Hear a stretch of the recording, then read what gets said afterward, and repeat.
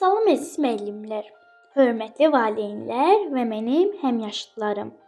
Bu gün mən sizə sadəcə bir 7-ci sinif şagirdi kimi deyil, qəlbi gələcək arzularla döyünən bir gənc kimi müraciət edirəm.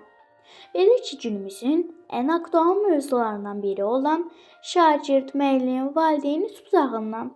Bununla yanaşı, biz şagirdlərin məktəbdə və müəllim qarşısında vəzifə və öhdəliklərimizdən söhbət açacağam.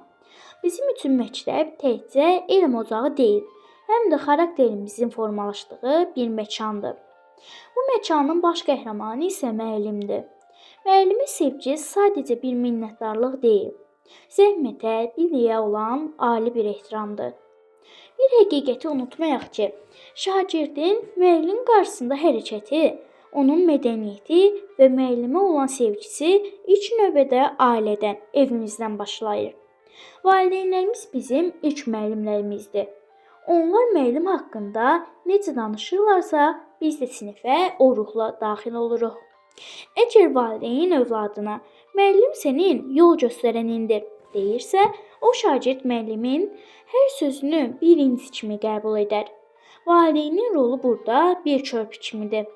Müəllim valideyn əl-ələ verəndə biz şagirdlər özümüzü daha güclü hiss edirik. Valideyn və şagirdin müəlliməyə etdiyi hər bir hörmətli davranış əslində bizim gələcəyimizə qoyulan bir sərmayədir. Çünki tərbiyənin bünövrəsi evdə atılırsa, onun möhtəşəm binası məktəbdə ucalır. İndi isə şagirdin müəllimə olan sevgisindən, müəllim qarşısında olan öhdəliklərindən danışmaq istərəm. Biz şagirdlərin vəzifəsi ilk olaraq müəllim zəhmətinə hörmətlə yanaşmaqdır. Sinifdə danışarkən diqqətlə dinləməkdir. Verdiyi biliyi qızıl kimi qoruyub, onu gələcəkdə faydalı bir işə çevirməkdir. Bizim nəinki məktəbdə, eyni zamanda cəmiyyətdə davranışımız bizim imzamızdır. Biz müəllimlərin qarşısında necə davranırıqsa, əslində özümüz və gələcəyimizə elə dəyər veririk.